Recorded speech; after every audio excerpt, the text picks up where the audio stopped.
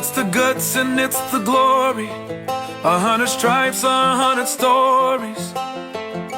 It's the Pledge of Allegiance on the 4th of July. It's them handwritten letters from home. It's them sleepless nights alone.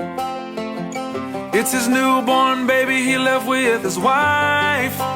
Mr. Red, White, and Blue.